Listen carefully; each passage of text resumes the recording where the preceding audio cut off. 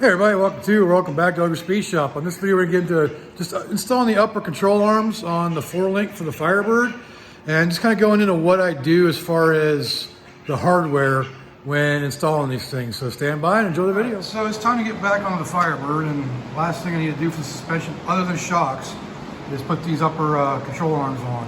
And I got the new misalignment spacers, and I got some new bolts.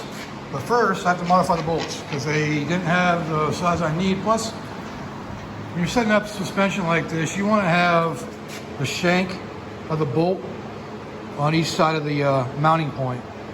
So I basically got some longer bolts with a washer on both sides. It'll be perfect, and the bracket will be mounted, or it'll be resting directly on the shank of this instead of the threads. So basically, I'm cutting it off. I'm putting a tap or a die on there, threading it all the way in, backing it off 3 turns. I'm going to cut it off, and then I'll redo the ends with that little thing, and just chamfer the ends, and then it'll be good to go. It'll be the right length, and it won't be sticking out too far. And that's the nut that goes on it. It's a Nylock short style nut. So let's get her on there. Let's get it going. Okay, so what we did there, we cut this bolt down. See how much is sticking out the end? That's completely installed now. This is what they look like originally. So it's just a little too much. But this way, the shank of the solid shank without threads of the bolt is resting on both sides of this rather than having a threaded end on here, which is a little bit smaller on that. So it just gives that a little bit extra security, a little bit extra strength by making sure that shank is actually on the mounting points. So gotta pull this one back out, cut it down, cut the other 2 down, and get them all installed. All right, so I want to give you a little better representation of what I was talking about as far as the shank being on the mounting points of the bracket. Let me just get my phone to focus a little bit better here. Oh boy, that's not good. There you go. I got it work right there. If you see the shank right here, it makes it all the way through the other side, and that space can be taken up by the washer. So when you tighten these down, you don't want them super tight because they won't be able to move freely. So you want them just tight enough to where it basically fights gravity just a little bit. So with that shank being on the both sides of that bracket, it just gives it a more solid mount rather than it being a flop around in there. And that's why I do that.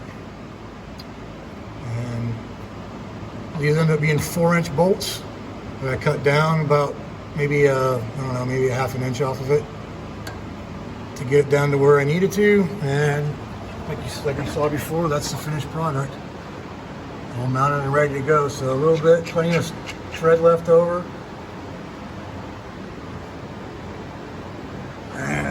but that shank being on both sides of the mounting point. So just for a more solid mount, in my opinion. All right, just want to show that the upper control arms are all the way in now, so you can see that they're attached up top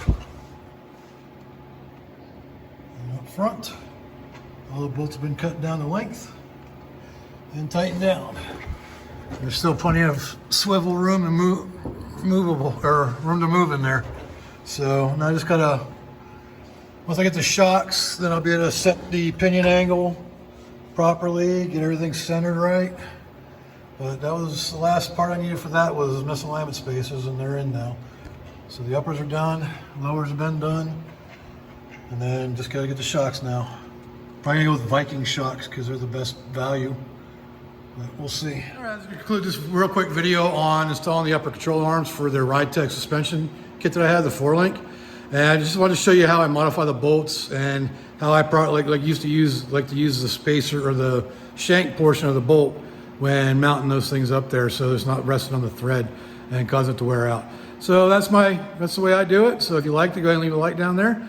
Subscribe again, subscribe, and leave me a comment. Let me know what you thought of the video. And until next time, I'll see y'all later.